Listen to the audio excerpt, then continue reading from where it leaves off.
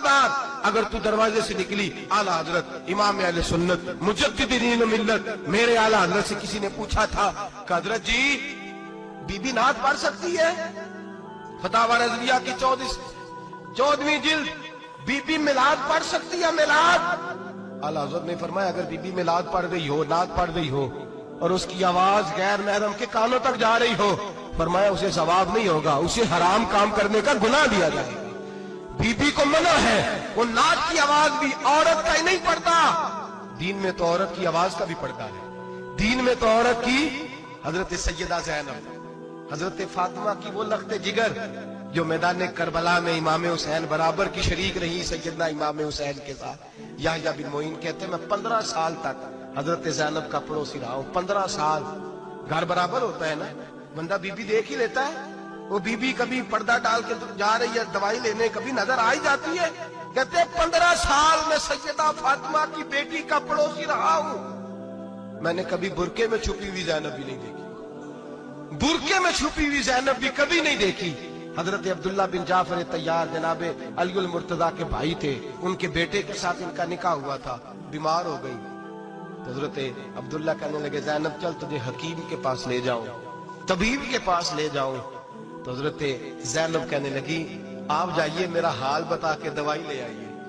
तो हजरत अब्दुल्ला जाफर तैयार कहने लगे शरीयत में गुंजाइश है डॉक्टर के पास जाने, हकीम के पास जाने की गुंजाइश है, तो चलती क्यों नहीं? तो हजरत ज़ैनब कहने लगी शरीयत में गुंजाइश तो है, पर अब्दुल्ला मेरी मजबूरी ये है कि मैं फातिमा की बेटी हूं। शरीयत में गुंजाइश तो है पर मेरी मजबूरी ये है कि मैं हुसैन की बहन हूं। शरीयत में गुंजाइश है पर मैं हसन की बहन हूं।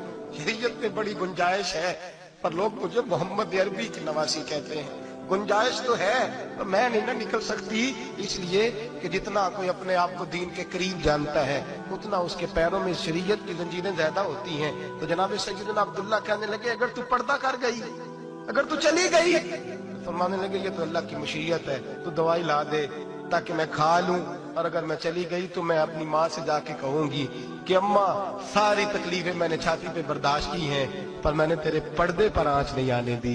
मेरे भाई ये उसवा नूर है, ये उसवा हसना है, ये हमें सिखाया जा रहा है। मेरे हबीब करीम की बीवियों का ये हाल था, बीवियों का अपने घर के आंगन में हजरत आयशा सिद्दीका, हजरत सौदा जनाब हफ्सा अपने सेल में जब बैठती थी ना तो दीवार की तरफ मुंह करके बैठती थी, दीवार के साथ लग के दीवार की तरफ। बीबियां अपने घर के अंदर भी दीवार की जानब मुंह करके बैठती थी। लोग पूछती, बीबियां पूछती कि अपने घर में भी दीवार को मुंह करने का मतलब?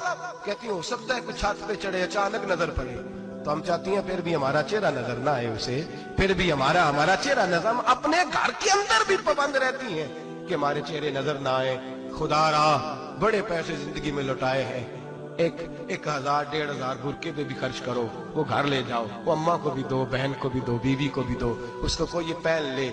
इसलिए कि जब तो हजरत फातिमा के तरीके का पर्दा करेगी तो तेरे आंगन में सैयदा ज़ैनब की तरह की बेटियां पैदा होंगी, वो उस सुन्नत पे चलने वाली बेटियां तेरे आंगन में आएंगी। खुदारा मेरे भाई आज ये नियत करो, ये इरादा करो और अपने घरों को पर्दे का पाबंद बनाओ।